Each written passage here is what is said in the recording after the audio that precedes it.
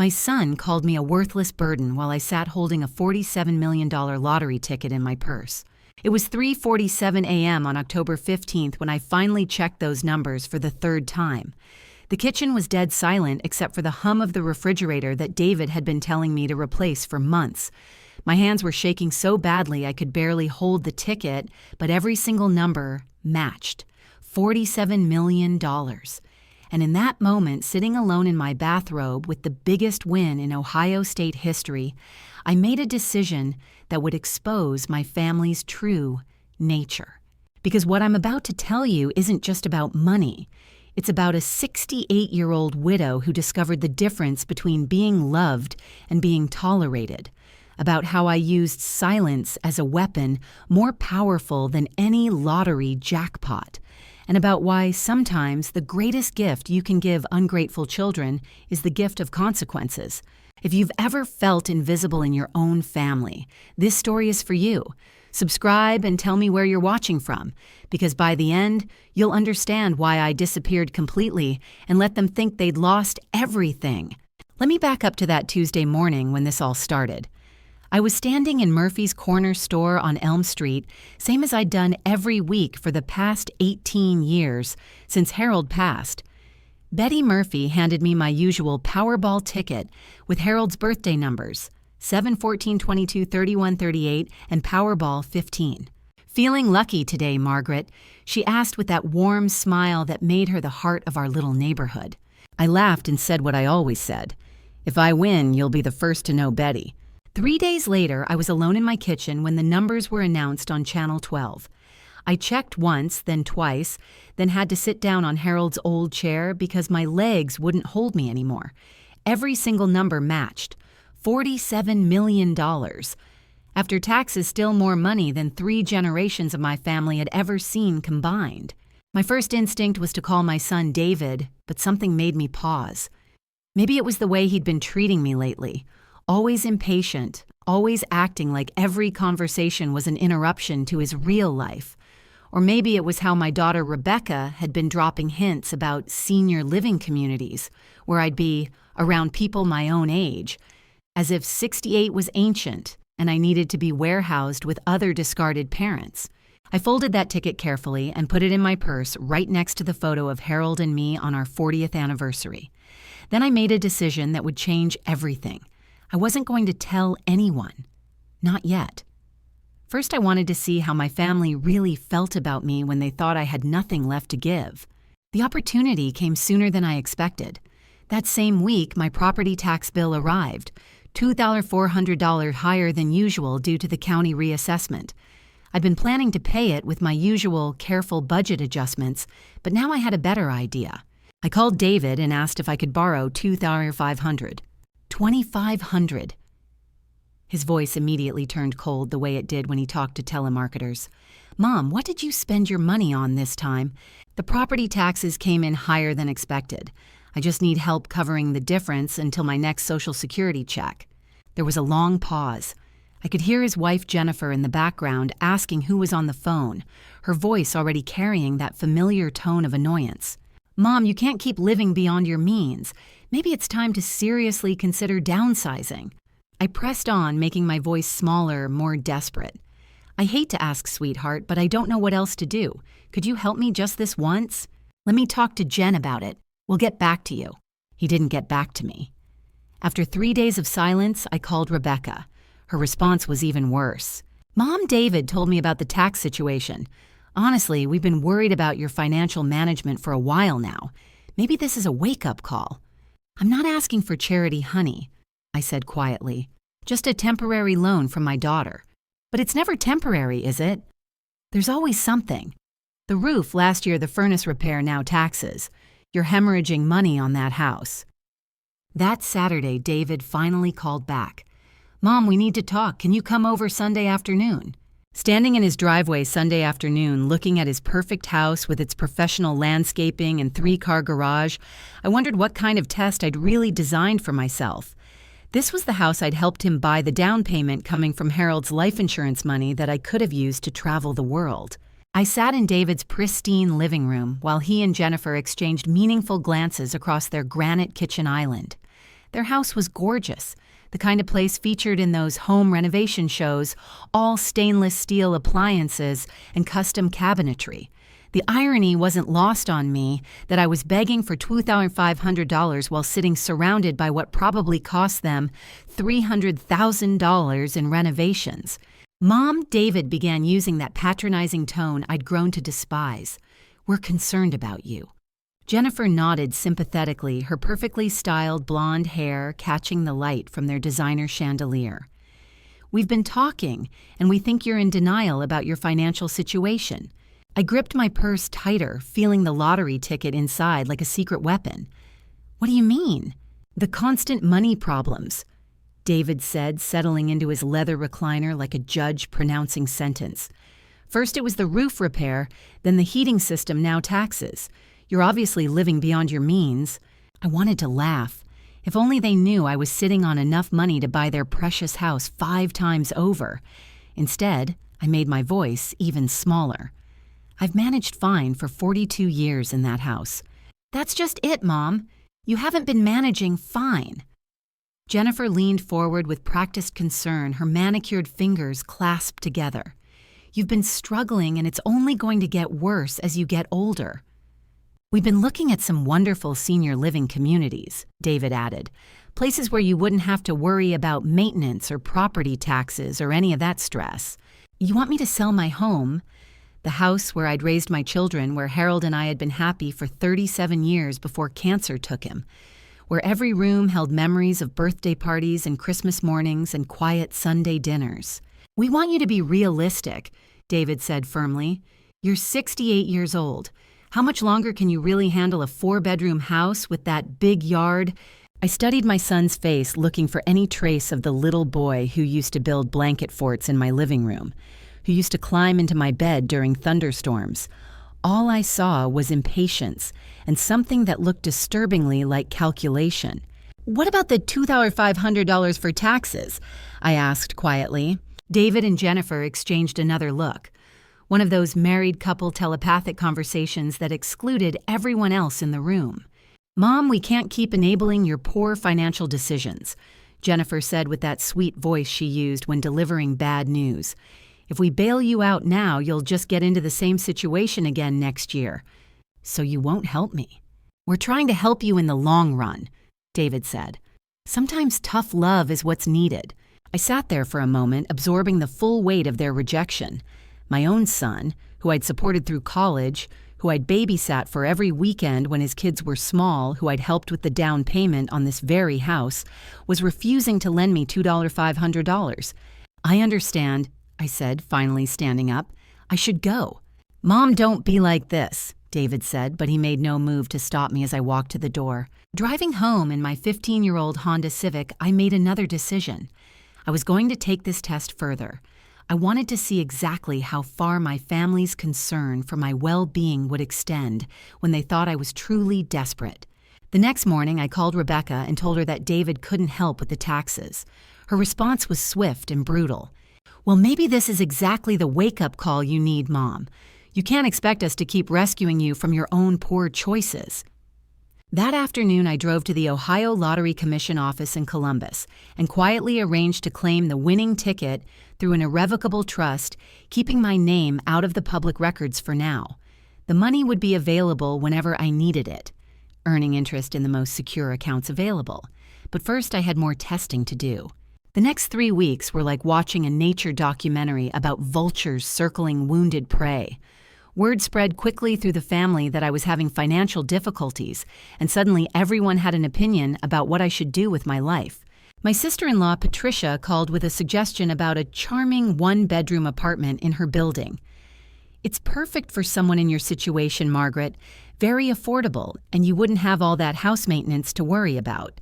My nephew Christopher stopped by, unexpectedly offering to help me organize my affairs. He spent an uncomfortable hour asking probing questions about my savings account and whether I'd considered getting a reverse mortgage. His interest in my financial situation was so transparent, it was almost insulting. But it was the family dinner at Rebecca's house that really opened my eyes to how they saw me. She'd invited everyone, David and Jennifer, her husband Mark, even my brother Robert, and his wife Susan. Ostensibly, it was to celebrate Mark's promotion to regional manager, but I soon realized I was the main course. So Mom, Rebecca said as she served dessert, a store-bought cake that probably cost more than my weekly grocery budget. Have you given any more thought to what we discussed about downsizing? All conversation stopped. Everyone at the table turned to look at me with expressions ranging from pity to barely concealed annoyance.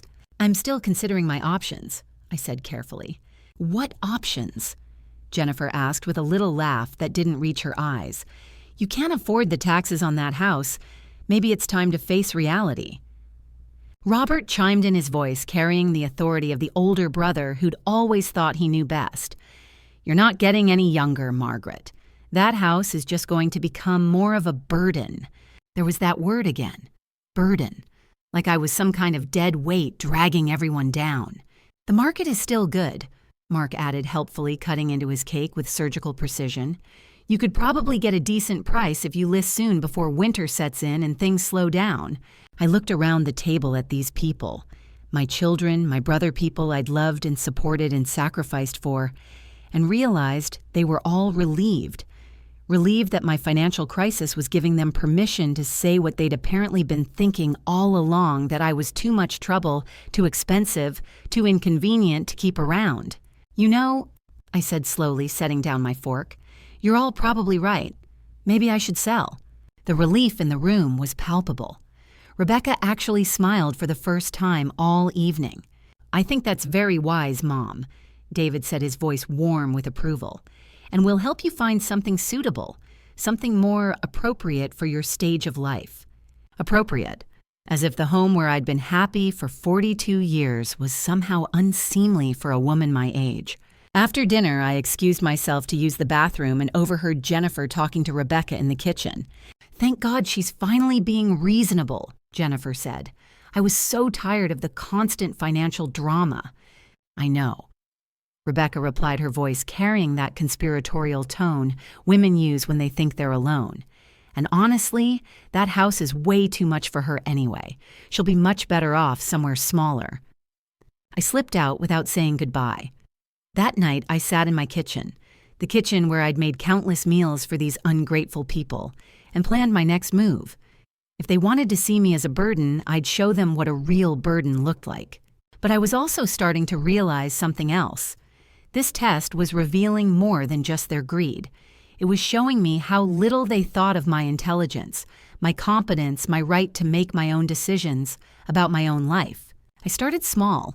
First, I accidentally bounced a check at Kroger and had to call David for help. He sighed heavily and asked why I couldn't just be more careful with my account balance, as if I was a child who couldn't manage a simple checkbook. Then I showed up at Rebecca's house claiming my car wouldn't start and I needed a ride to my doctor's appointment.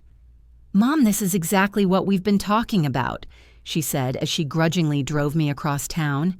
You're becoming too dependent.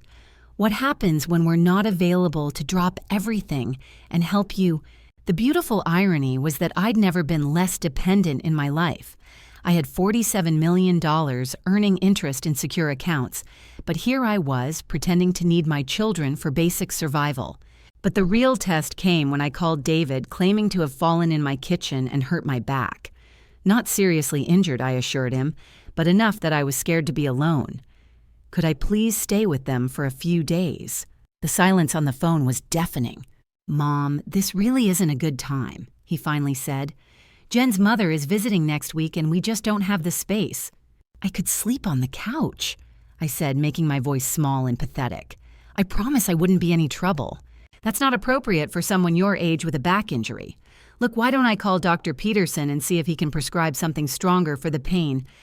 He wanted to medicate me rather than let me stay in his guest room. His guest room that had hosted Jennifer's college friends, their neighbors from out of town, even their dog groomer when she was between apartments. Never mind, I said quietly. I'll manage. Mom, don't be dramatic. You'll be fine. You're tougher than you think. Tough. Right. I was tough enough to raise 2 children as a working single mother after their father walked out. Tough enough to work double shifts as a nurse to pay for their college educations. Tough enough to care for my dying husband while still maintaining a household. But God forbid I need a place to sleep when I'm hurt. That evening, my doorbell rang. I opened it to find Mrs. Patterson from next door holding a casserole dish and wearing an expression of genuine concern. "Margaret, honey, I saw your car in the driveway all day and got worried. Are you feeling all right?" Without thinking, I found myself telling her about my supposed fall and back pain. Her face immediately filled with the kind of worry I'd hoped to see from my own children. "Oh my goodness, you shouldn't be alone. Come stay with Bill and me until you're feeling better. We have that day bed in the sunroom that's perfectly comfortable." I stared at this woman, someone I barely knew beyond friendly waves and holiday cookies, who was offering me exactly what my own children had refused. "That's very kind, but I couldn't impose." "Nonsense. Bill will come help you pack a bag right now. Family takes care of family, and you've been like family to us since Harold passed." As Bill Patterson helped me carry an overnight bag to their house, I realized something profound. These virtual strangers showed me more care and concern in one evening than my own children had in months. But I was about to discover that the Pattersons' kindness was nothing compared to what was coming next. It was Mrs. Patterson who answered the phone when Rebecca finally called the next evening, wondering why I wasn't picking up at home. I listened from the sunroom as she explained that I was staying with them because of my injury. "Staying with you?" Rebecca's voice was loud enough that I could hear it across the room. "Why would she do that?" "Because the poor dear was hurt and alone," Mrs. Patterson said with the kind of steel in her voice that came from raising 6 children. "Her family wasn't available to help." There was a pause. Then, "Well, we appreciate you looking after her, but she really should have called us first." "She did call," Mrs. Patterson replied coolly. "Apparently it wasn't convenient." After she hung up, Mrs. Patterson came into the sunroom, shaking her silver head. "That daughter of yours sounded more annoyed than concerned. Are you sure she understood that you were hurt?" "Oh, she understood," I said bitterly. "Will you just stay here as long as you need to? Bill and I enjoy the company." And they did. For 3 days, they fussed over me like I was their own daughter. Mrs. Patterson made my favorite chicken soup without me even asking. Bill fixed the wobbly leg on my kitchen table that I'd mentioned in passing. They included me in their evening crossword puzzle ritual and listened with genuine interest when I talked about Harold or my nursing career. On the 3rd day, as I was helping Mrs. Patterson with the dishes, despite her protests about my injured back, I found myself fighting tears. "What's wrong, dear?" she asked immediately. "Nothing's wrong. That's just it. I can't remember the last time anyone took care of me like this. Made me feel like I mattered." Mrs. Patterson set down her dish towel and turned to face me fully. "Margaret, I don't know what's going on with your children, but I want you to know something. You matter. You matter to Bill and me, and you should matter to them." That evening, Rebecca finally showed up. She stood in the Pattersons' modest living room looking around with barely concealed disapproval, as if the comfortable lived-in furniture was somehow offensive. "Mom, this has gone on long enough. You need to come home." "Actually, I've been very comfortable here," I said from my spot on the couch where Bill and I had been watching the evening news. "It's inappropriate for you to impose on the neighbors like this." Mrs. Patterson stood up from her chair, all 5 feet of her radiating maternal fury. "Now you listen here, young lady. Your mother isn't imposing on anyone. She's been a delightful guest, and she's welcome to stay as long as she likes." Rebecca's face flushed. "With all due respect, Mrs. Patterson, this is a family matter." "You're absolutely right," Mrs. Patterson shot back. "It is a family matter. The question is, why wasn't her family here when she needed them?" The silence that followed was deafening. I watched my daughter struggle to find an answer that wouldn't make her look like exactly what she was. A selfish woman who couldn't be bothered to care for her injured mother. "We had obligations," Rebecca finally said weakly. "So did we," Bill said quietly from his chair. "But some things are more important than obligations." Rebecca left without another word, but not before giving me a look that promised we'd be having words later. The next morning, I woke up to the sound of voices in the kitchen. Mrs. Patterson was talking to someone, and I heard a man's voice responding. When I emerged from the sunroom, I found a stranger sitting at their kitchen table. A tall, silver-haired man in an expensive suit who stood up immediately when he saw me. "Mrs. Thompson," he said, extending his hand. "My name is James Morrison. I'm an attorney, and I believe we need to talk." James Morrison had kind eyes behind wire-rimmed glasses and the sort of presence that made you feel like everything would be okay. He also had news that was about to turn my little test upside down. "Mrs. Thompson, I represent the estate of Eleanor Fleming. I believe you knew her as Ellie Fleming from your nursing days at Springfield General." My heart stopped. Ellie, my dear friend and mentor from my early nursing career who had died 8 months ago. I'd been unable to attend her funeral because Rebecca had insisted I accompany her to some work conference instead. "Yes, I knew Ellie. She was wonderful, but I don't understand why you're here." James smiled gently. "Ellie left you something in her will. She spoke of you often in her final years. Said you were like the sister she never had. She wanted to make sure you were taken care of." Mrs. Patterson gasped. "How wonderful!" What kind of something, I asked, though my mind was already racing. This could complicate my lottery test in ways I hadn't anticipated. James opened his briefcase and pulled out a thick envelope. $350,000 and her house in Sarasota, Florida. It's fully paid for. A beautiful little place near the beach, where she retired. She said she remembered you always talking about wanting to live by the ocean someday. I stared at him speechless. This was impossible. Just when I thought I had life figured out when I was testing my family's true feelings, the universe was throwing me another curveball. "There's more," James continued.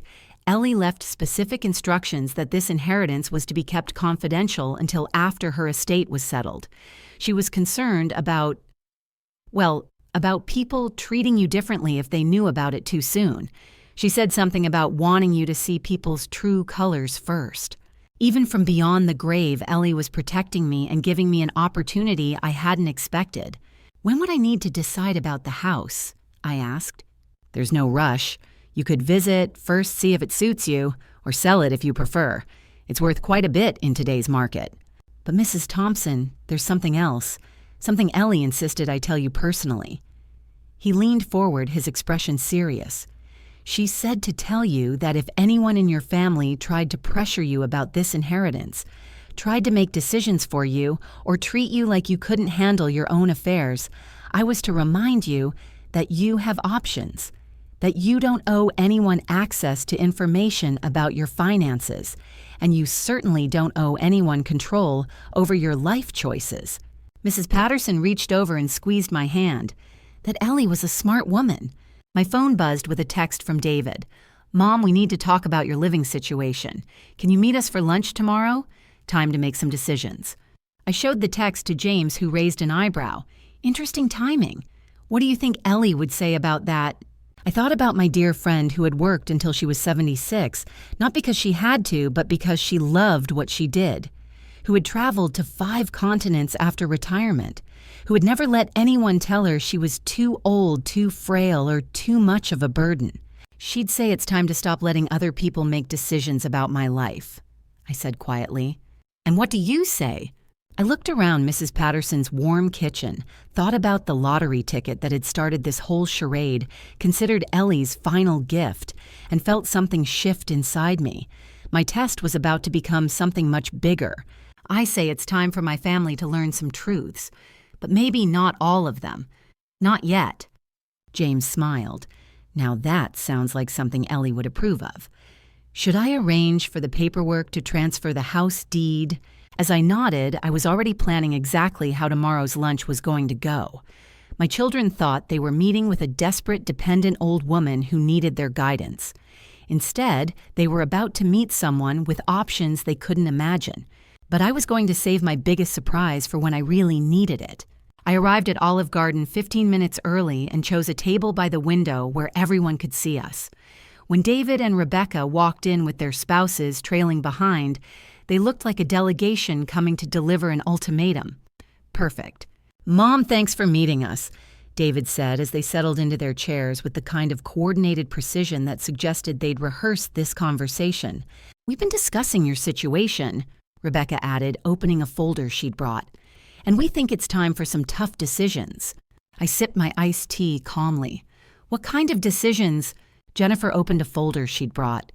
"We've researched several senior living communities in the area, some really lovely places with activities and meal plans, much more suitable than rattling around in that big house alone. The Henderson situation made us realize how vulnerable you are." Rebecca added her voice, carrying that practiced concern she used with her clients. "What if something serious had happened? What if they hadn't been home?" I nodded thoughtfully. "You're absolutely right. I could have been in real trouble. But before we go any further, there's something I need to tell you all." David leaned forward expectantly, probably thinking I was about to confess to more financial problems. "I inherited some money," I said simply. Jennifer blinked. "Inherited from whom?" "My friend Ellie Fleming. She left me her house in Florida and $350,000. The silence at the table was deafening. I could practically hear their mental calculators working, recalculating their assumptions about my financial situation. $350,000, Rebecca repeated slowly. "Plus the house. It's worth about $400,000 according to the market assessment." David's face was cycling through confusion, relief, and something that looked suspiciously like calculation. "Mom, that's wonderful. But this changes everything. You need professional guidance now." Professional guidance. The phrase hung in the air like a threat. Financial advisors. Jennifer jumped in quickly. Estate planners. People who understand how to protect assets. You could be a target for scammers now. Rebecca nodded vigorously. "Mom, with that kind of money, you need to be very careful about the decisions you make. Maybe we should all meet with a lawyer together." I watched their faces transform before my eyes. 24 hours ago, I was a burden who needed to be managed. Now, suddenly, I was a vulnerable senior who needed their protection.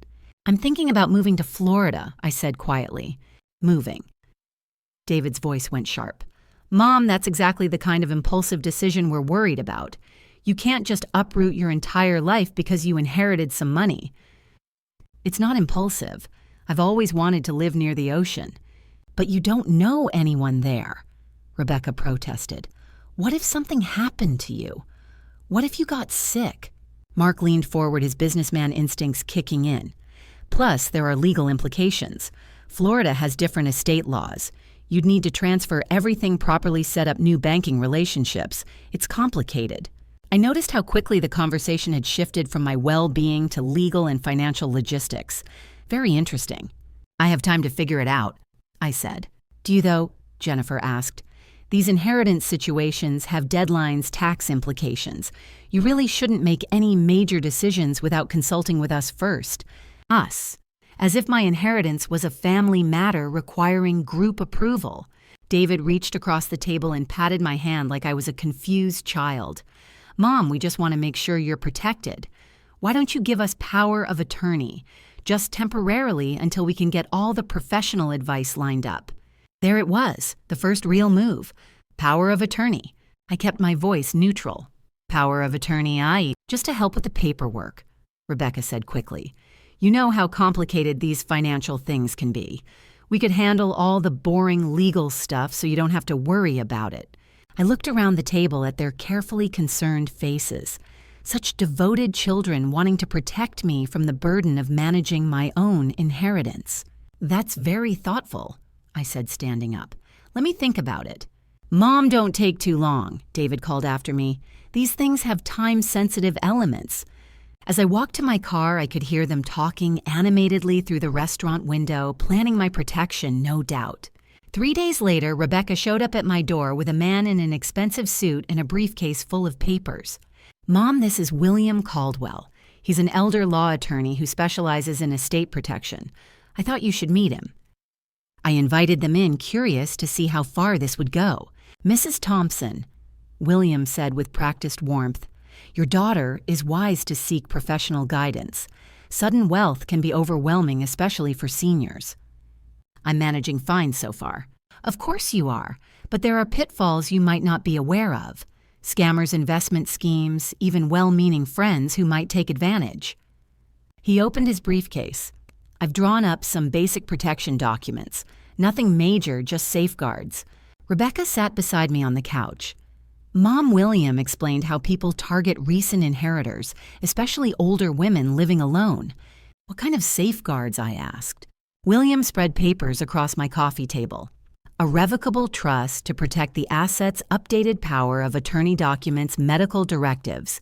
Standard protection for someone in your situation. My situation. There was that phrase again. And who would manage this trust? Well, typically, family members serve as trustees. Your daughter and son could handle the day-to-day management while you retain full benefits and control. I picked up one of the documents, scanning the legal language. Buried in the third paragraph was language that would essentially give David and Rebecca control over all major financial decisions. This is very thorough, I said. But there's something else I should probably mention. Rebecca and William both leaned forward. The inheritance isn't my only recent windfall. I reached into my purse and pulled out the lottery ticket, setting it carefully on the coffee table next to William's papers. I also won the lottery, $47 million. The silence was deafening. William's pen stopped moving. Rebecca's face went completely white. $47 million, Rebecca whispered. After taxes, about $29 million, give or take. William recovered first, his lawyer instincts kicking in. Mrs. Thompson, this significantly changes the protection needs. With assets of this magnitude, you absolutely cannot make any decisions without proper legal and financial guidance. Mom. Rebecca's voice was shaky. Why didn't you tell us about this before? I wanted to see how you'd treat me when you thought I was broke versus when you thought I had money. Interesting how quickly your concern for my competence appeared once dollars were involved. William shuffled his papers nervously. Mrs. Thompson, I understand you might feel overwhelmed, but these assets require immediate protection. We're talking about generational wealth here. My generation seems to be managing just fine. Rebecca stood up abruptly. Mom, you can't be serious about handling this alone. Do you have any idea what kind of responsibility this is? I have some idea. I've been managing my own finances for 68 years. This is different. Rebecca's composure was cracking. This is life-changing money. You could lose everything if you make the wrong decisions. William nodded gravely. Your daughter is absolutely right. Without proper management, assets of this size can disappear very quickly, especially if the holder lacks experience with complex financial instruments. I looked at these two people, one who'd known me for 40 years, another who'd met me 10 minutes ago, both convinced I was incompetent to manage my own money. I think I need some time to consider all this, I said, finally. Time is exactly what you don't have, William said urgently. Every day these assets remain unprotected is a day they're at risk.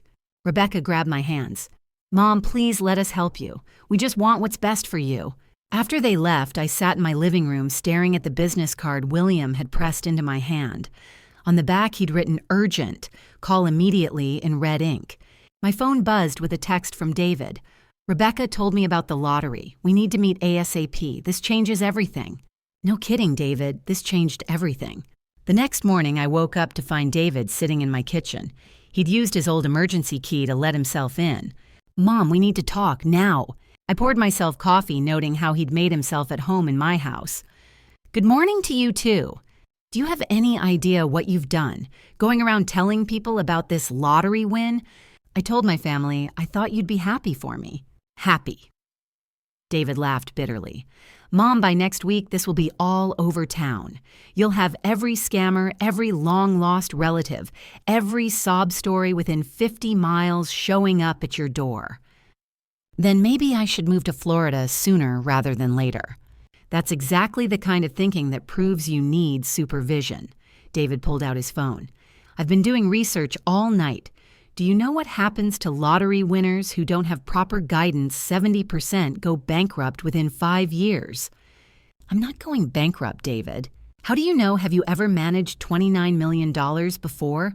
Do you understand tax shelters, investment portfolios, estate planning? I understand that it's my money. It's family money, Mom. This affects all of us. Emma's college fund, Tyler's future, Rebecca's kids.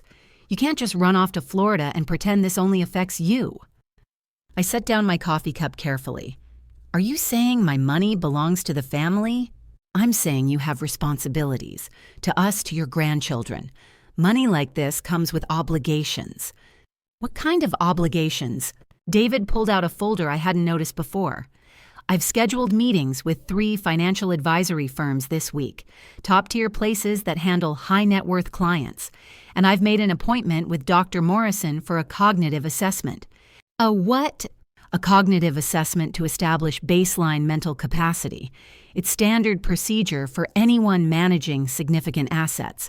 Protects everyone involved. I stared at my son. You want me to take a mental competency test?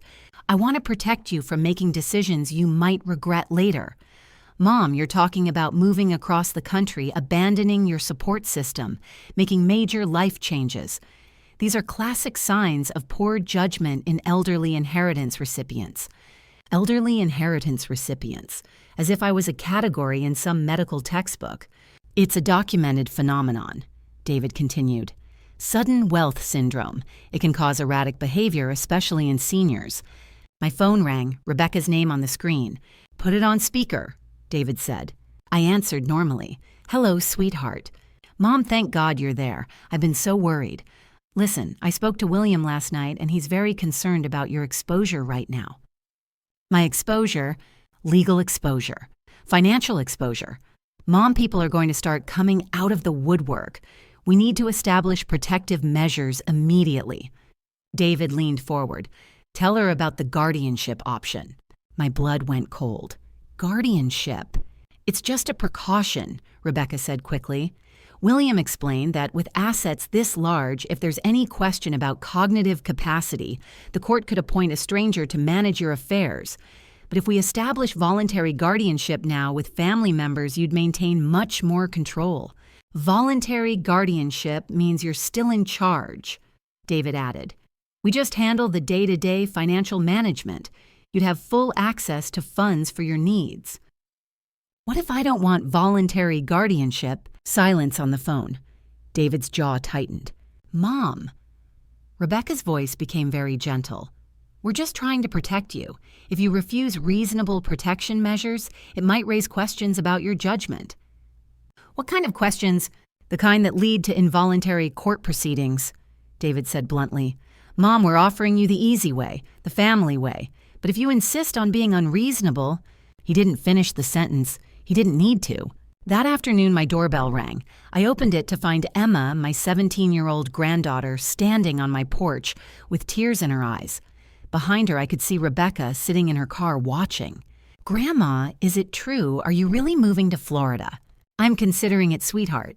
Why, Mom says if you move, we might not see you anymore. She says Florida is really far and you might forget about us. I knelt down to Emma's level. Honey, I could never forget about you. Florida isn't on Mars. There are planes, video calls, but Mom says it's not the same. She's been crying all morning. She says you're abandoning the family. I looked over at Rebecca, still sitting in her car like a puppet master pulling strings. Emma, would you like to come in for some cookies? I can't.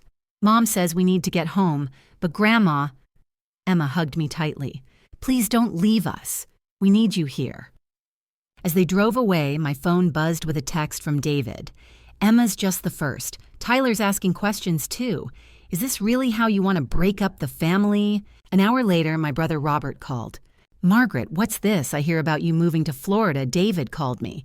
Says you've come into some money and you're making rash decisions. Hello to you too, Robert. He's worried about you. Says you're not thinking clearly. Maybe you should listen to your children. Did David tell you how much money I inherited? He mentioned it was substantial. Look, Margaret, I know you're still grieving Harold, but running away isn't the answer. I'm not running away. Then what would you call it? David says you won't even consider their help with managing this inheritance. That doesn't sound like the sensible sister I know. After I hung up, I realized what was happening. David and Rebecca were building a narrative. Eccentric widow, unexpected wealth, irrational behavior, family concern. They were creating the foundation for a legal challenge to my competency. My phone rang again, James Morrison's number. Mrs. Thompson, I hope you don't mind me calling. I had an interesting conversation today with a William Caldwell. He was asking questions about the Fleming estate, wanted to verify the inheritance details. What kind of questions? Timeline questions. When you first learned about the inheritance, whether there were any signs of cognitive decline that might have influenced Mrs. Fleming's decision to leave you assets. My stomach dropped. What did you tell him? I told him attorney-client privilege prevented me from discussing my observations about your mental state during our meetings. But Mrs. Thompson, I think you should know. He also asked about the time frame for transferring the Florida property. Seemed very interested in whether there were any deadlines that might pressure you into quick decisions. James, if someone wanted to challenge my competency, how would they do it? They'd need evidence of impaired judgment medical documentation preferably, and testimony from family members about concerning behavior. Then they'd petition the court for guardianship proceedings. How long would that take? Emergency guardianship can be granted in 48 hours if there's evidence of immediate risk to the person or their assets. After I hung up, I sat in my kitchen doing math. It was Wednesday afternoon. If David and Rebecca filed emergency guardianship papers claiming I was about to move across the country with millions in assets while showing signs of cognitive decline, they could have legal control over my life by Friday. My phone buzzed with a text from Rebecca. Mom, we've rescheduled the appointment with Dr. Morrison for tomorrow at 2 p.m. Please don't miss it. We're all just trying to help. I looked around my kitchen at the house where I'd been happy for 42 years, at the life my children wanted to control and manage. Then I walked upstairs and started packing. I called James Morrison at 6 o'clock Thursday morning. James, I need to get to Florida immediately. Can you meet me at the airport with papers to transfer the house deed? Mrs. Thompson, what's wrong? My family is filing for emergency guardianship. I have maybe 24 hours before I lose control of my own life. Dear God, okay, I can have the papers ready by noon. But are you sure about this? Once you're a Florida resident, it complicates any guardianship proceedings they might file in your home state. That's exactly why I need to go. What about my house here? I'll deal with it later. Right now, I need to establish residency somewhere they can't touch me. I threw essentials into 2 suitcases, grabbed my important documents, and loaded my car. As I was putting the last bag in the trunk, Mrs. Patterson appeared at my side. Margaret, honey, where are you going so early? I almost broke down right there. This dear woman who had shown me more kindness than my own children. I have to leave Eleanor. My family is trying to take control of my finances. They think I'm not competent to manage my own life. Her face hardened. Those ungrateful children. After everything you've done for them, if they come looking for me, you don't know where I went, okay? You have my word. But Margaret, she squeezed my hand. You call me when you get settled. Bill and I will worry. I will. And Eleanor, thank you for everything. At the airport, James was waiting with a thick folder of documents. Everything's ready, he said. House deed, utility transfers, even voter registration. Sign these and you're officially a Florida resident. As I signed paper after paper, my phone kept buzzing. Text after text from David and Rebecca. Mom, where are you? You missed your appointment with Dr. Morrison. Your car isn't in the driveway. Please call us. Mom, we're getting worried. We're going to call the police if we don't hear from you. Then my phone rang, David's number. Mom, where the hell are you? I'm fine, David. Don't give me that. You missed your appointment. Your car is gone. Mrs. Patterson claims she doesn't know where you are. I'm in Florida. Silence. Then, Florida, Mom. You can't just run away like this. I'm not running away. I'm moving to my new house. This is exactly the kind of erratic behavior we were worried about. You can't make major life decisions on impulse. It's not an impulse. I've been planning this since you refused to lend me $2,500 for my taxes. We're filing the guardianship petition this afternoon. Rebecca's voice came through. She was on speaker. Mom, you're clearly not thinking rationally. File whatever you want. I'm a Florida resident now. Good luck with your jurisdiction. You can't hide from family, Mom, David said angrily. We'll fight this. You do that, but you'll be fighting it without access to my money, and you'll be fighting it while I'm living in my beach house making my own decisions. Mom, please. Rebecca's voice cracked. We love you. We're just trying to help. If you loved me, you would have helped when I asked for $2,500. If you loved me, you would have let me stay in your guest room when I was hurt. But you didn't love me then.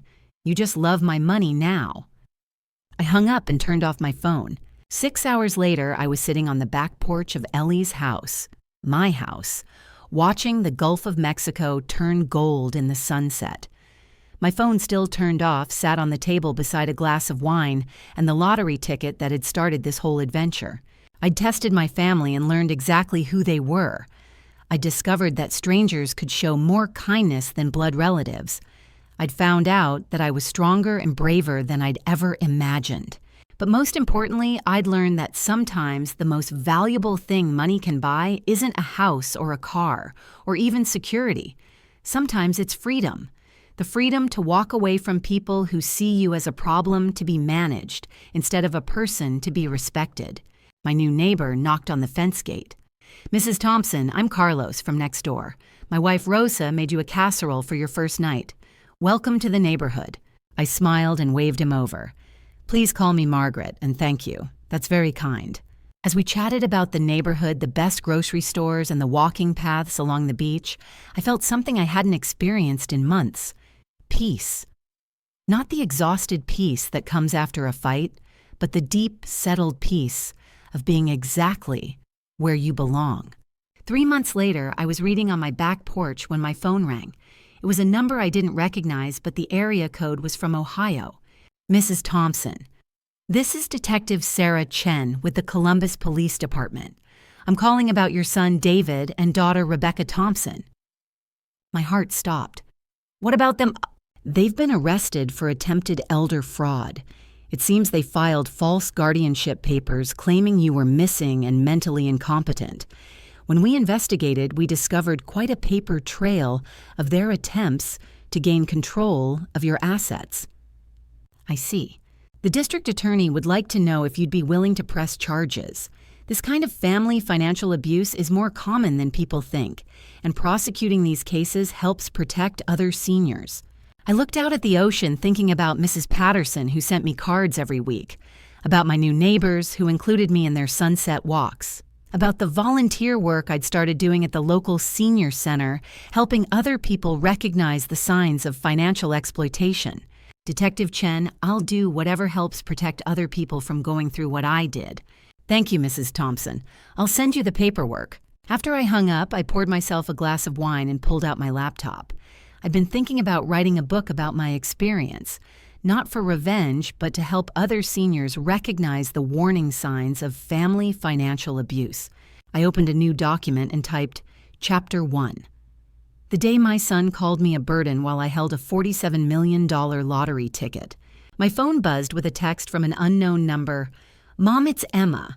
I got your number from Mrs. Patterson. I graduate high school next month. I know you're angry at Mom and Dad, but I miss you. Could I visit this summer? I stared at the message for a long time. Emma wasn't responsible for her parents' choices, just like I wasn't responsible for fixing their mistakes. I typed back, I would love that, sweetheart. Let me know your flight details and I'll pick you up at the airport. Some relationships are worth fighting for. Some are worth walking away from. And the wisdom is in knowing the difference. Now I'm curious about you who's listening to my story. What would you do if you were in my place? Have you ever been through something similar? Comment below and tell me where you're watching from. And if this story touched you, subscribe for more true stories about finding strength in unexpected places. Because sometimes the greatest gift you can give yourself isn't money or possessions. It's the courage to choose who deserves a place in your life. And sometimes the most powerful thing you can say to people who take you for granted isn't, I forgive you. It's, I'm done. Thanks for listening. Don't forget to subscribe and feel free to share your story in the comments. Your voice matters.